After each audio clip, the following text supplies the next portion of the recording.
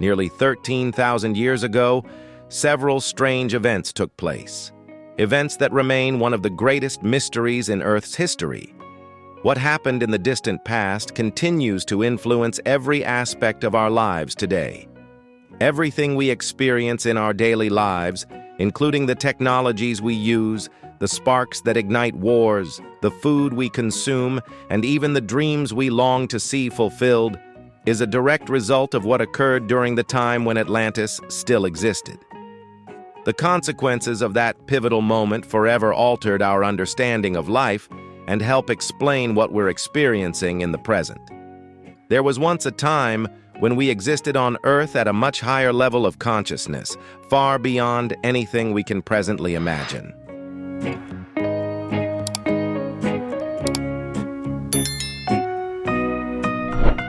It's difficult for us to imagine the place where humanity once existed because human beings of the past were vastly different from who we are today.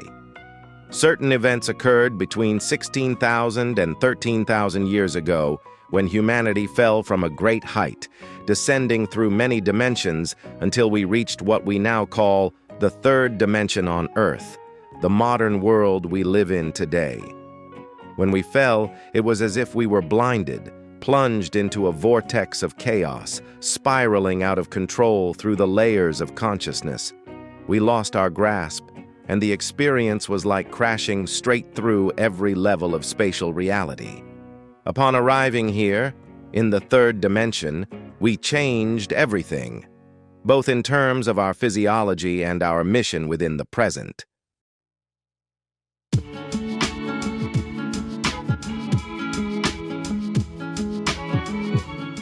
During the time of Atlantis, and even earlier, the way we operated Prana was directly connected to the electromagnetic field running throughout the body. All energy in the electromagnetic field is geometric in nature, and one of its primary forms is the star tetrahedron, two interlocking tetrahedrons. You can also visualize it as the Star of David in the third dimension. A tube runs from the top of the head to the base of the spine, passing through the body's central energy point, also known as the chakra system. This tube, in proportion to your body, has a diameter equal to the circle you create when you touch your index finger to your thumb. It resembles a fluorescent tube, except it is transparent at the ends and fits perfectly with the 2 points of the star tetrahedron. Before the fall of Atlantis, we were able to circulate prana simultaneously in 2 directions, upward and downward through this tube, and the 2 flows of prana would meet within any given chakra.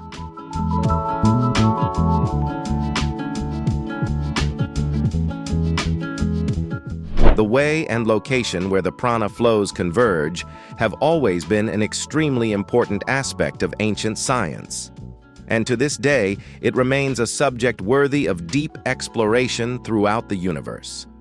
Another key element within the human body is the pineal gland, located near the center of the brain. It functions as a great factory of consciousness. This gland has significantly degenerated from its original size. Once as large as a ping-pong ball, it has now shrunk to the size of a moldy pea, because we have long forgotten how to use it. And like any organ, if you don't use it, you'll lose it. Prana energy used to flow directly through the center of the pineal gland. The pineal gland is actually like an eye, a literal eyeball. It functions as a lens, focusing light. It is hollow and contains color-sensitive pigments within. Much like a telescope, it points directly toward the heavens.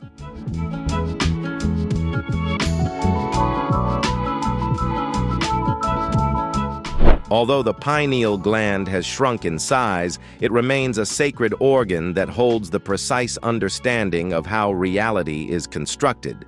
It is still there, inside every human being. However, today it is truly difficult to grasp this understanding because we lost our memory after the fall.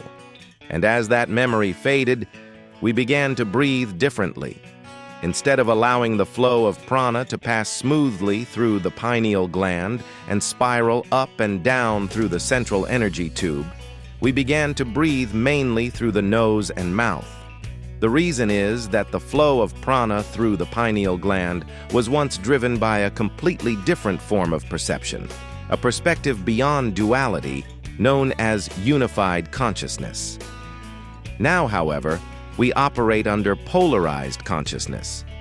This dualistic perception makes us believe that we are living inside a physical body, observing an outside world. If you found this video interesting, don't forget to hit like and subscribe so you won't miss the next exciting adventures.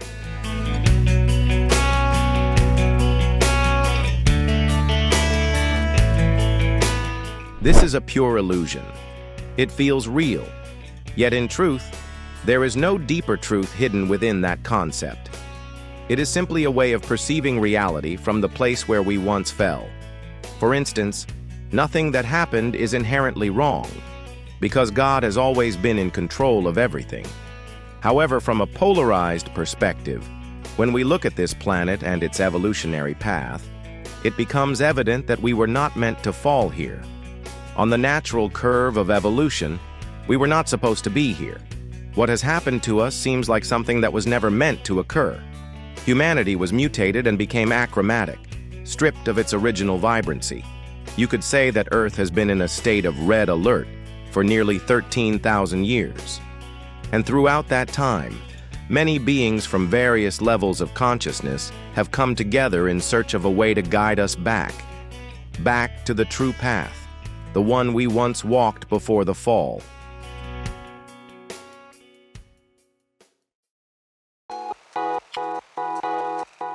13,000 years ago, we were aware of certain truths about ourselves, most of which have since been forgotten. The energy field within our bodies could once be activated in a very specific way, which was directly linked to our breath. This energy field used to spin around our bodies at nearly the speed of light. But following the fall, it gradually slowed down and eventually stopped altogether. When this field is reactivated and begins spinning once more, it is known as the Mer-Ka-Ba, and it becomes profoundly useful within unified reality. It grants us an expanded awareness of who we truly are, reconnects us to higher levels of consciousness, and restores our memory of the limitless abilities humanity was once meant to possess.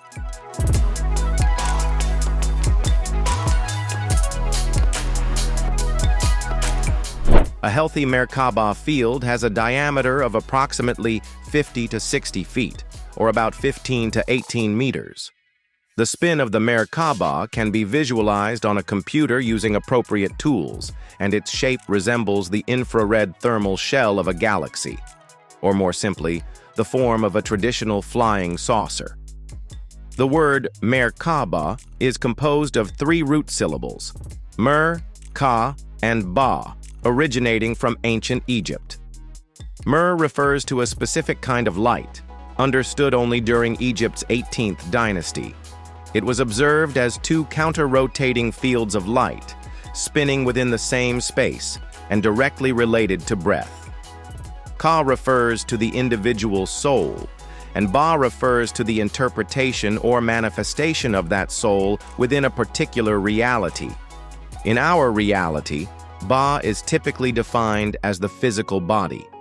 In other realities, where the soul exists without a body, Ba is associated with concepts or perceptions of experience that the soul carries. Thus, the Mer-Ka-Ba is a rotating field of light that simultaneously affects both the soul and the body.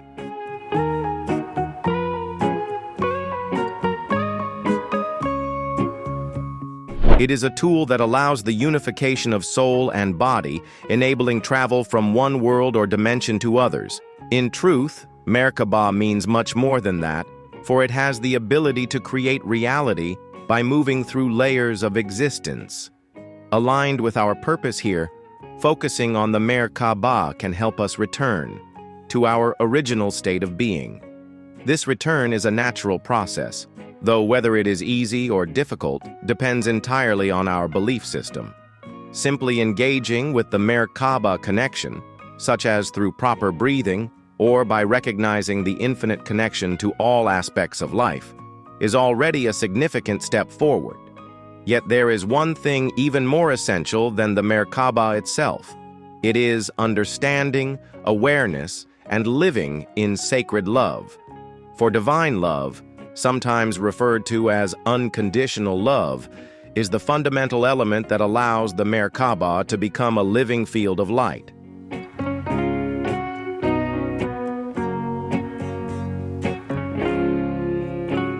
Without divine love, the Mer-Ka-Ba becomes merely a limited machine, incapable of allowing the soul to reach the highest levels of consciousness, the place where we no longer yearn to ascend any further.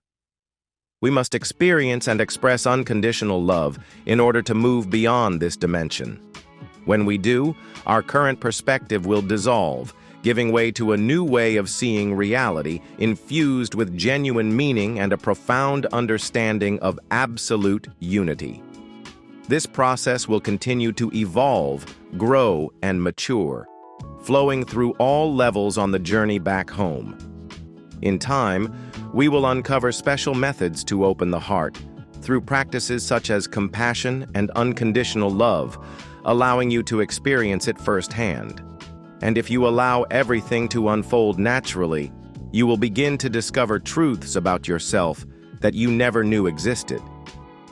If you found this video interesting, don't forget to hit like and subscribe so you won't miss the next exciting adventures.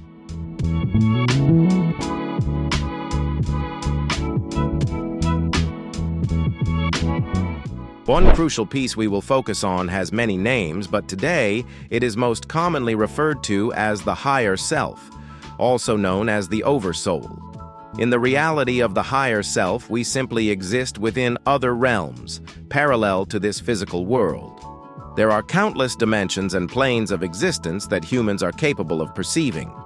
These levels are highly specialized and mathematically precise, with their distances and wavelengths resembling the octaves in music, and are intricately connected to other aspects of life. At this very moment, you might be intrigued to meet a certain woman, someone who is consciously aware of multiple levels of existence. The scientists studying her remain completely silent, unable to comprehend how she is able to perform such feats. She simply sits quietly in a room, calmly confirming that she is observing from outside the bounds of physical space.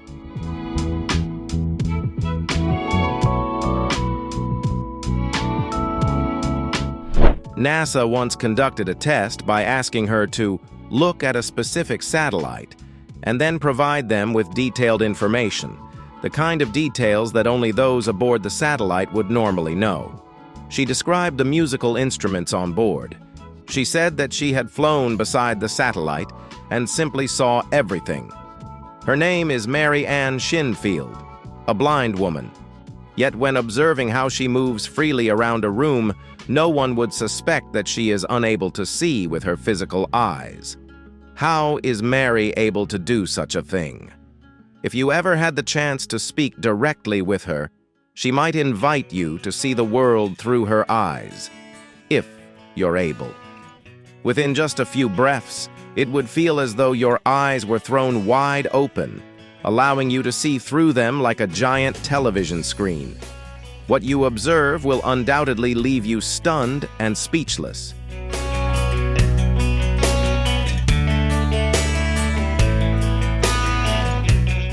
It feels as though you are moving swiftly through space, unhindered by a physical body, able to see the stars.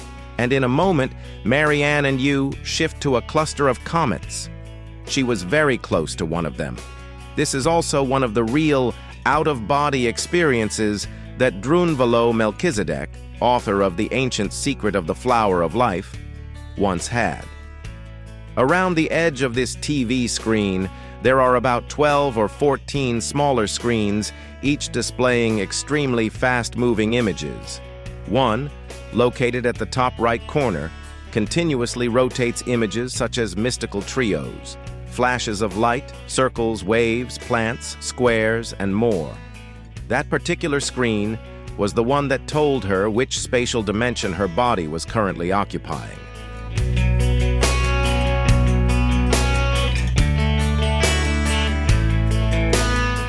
There is another screen located at the lower left corner, where she connects with extraterrestrial beings within the solar system. Mary is living proof of someone residing in the third-dimensional space on Earth, but carrying full memory and experience of life in other dimensional realms. Most people never look into the hidden TV screen within themselves, yet we all exist within many worlds, though the majority remain unaware of this reality. Perhaps in upcoming videos, we will uncover the exact method for connecting with the higher self, as many people somehow connect regularly without even knowing how or why they can. So don't forget to subscribe and turn on the notification bell to join us on this journey. For now, goodbye and have a wonderful day.